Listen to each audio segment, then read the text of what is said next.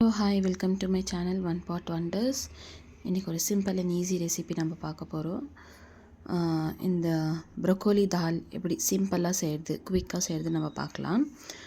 இதுக்கு தேவையான பொருட்கள் ஒரு குக்கரில் ஒரு ஹாஃப் கப்பு பருப்பு, அப்புறமா ஒரு ப்ரொக்கோலியில் பாதி ப்ரொக்கோலி நல்லா வாஷ் பண்ணி எடுத்திருக்கேன். இது கூட ஒரு 5லேருந்து 6 பல் பூண்டு, ஒரு ஆனியனு, ஒரு 2 தக்காளி, அப்புறமா கொஞ்சமாக மஞ்சத்தூள், அப்புறமா தேவையான அளவு தண்ணி, இது சீக்கிரம் வேகிறதுக்கு கொஞ்சமாக உப்பு.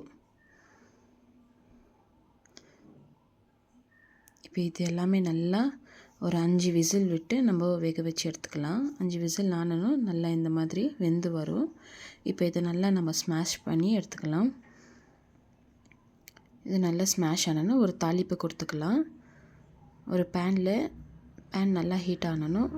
ஆயிலு, கடுகு, சீரகம், கொஞ்சமாக கருவேப்பிலை, அப்புறமா காரத்துக்கு காஞ்ச மிளகாய், அப்போ டேஸ்ட்டு என்ஹான்ஸ் பண்ணுறதுக்கு பெருங்காயம், ஆச்சி பெருங்காயத்தூள் தான் நான் யூஸ் பண்ணுறேன்.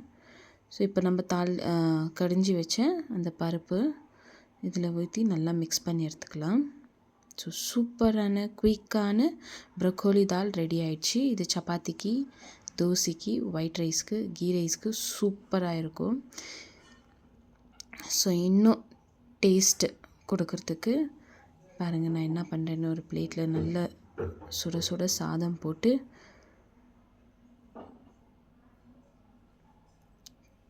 அது மேலே ப்ரொக்கோலி குழம்பு தால் ஊற்றி ஒரு டேபிள் ஸ்பூன் நெய் போட்டு இது கூடவே இட்லி பொடி,